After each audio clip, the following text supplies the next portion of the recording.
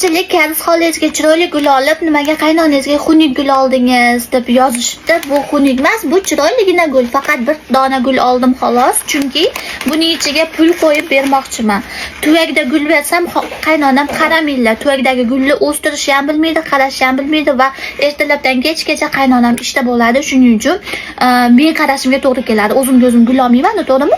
Shuning uchun shunaqa bitta gul oldim. Buning ichiga 100 ming won qo'yib bermoqchiman. Kariz xolamga 10 ming wonga olganman gulni. Kariz qaynonamga gul bilan 100 ming won beryapman. Eta хорошо. Buni lekin qara qo'yishni bilmayapman. Chiroyli qilib qo'ymoqchi edim pulini, lekin qana qo'yishni bilmayapman. Endi chiroyli chiqdi mana. Endi normal, chiroyli emas, normalni chiqdi.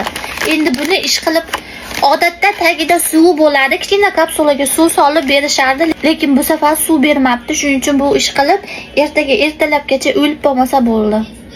Shermanda. Shuna qilib tagiga suv qo'yib boylab qo'ydim. Menimcha ertalabgacha turib bersa kerak. Men bog'chaga yurganimda bizda o'rgatmagan, borib ayini, dadangni bugun tabriklaysan deb.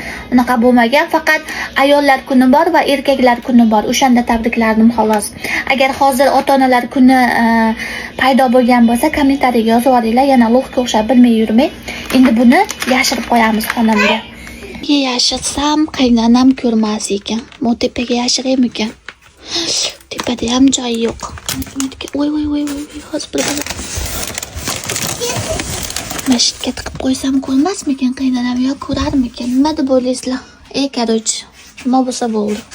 Endi qaynonamni xursand qilib, ertaga ertalab ishga ketishdan oldin sovuq bilan birga chiqib beramiz.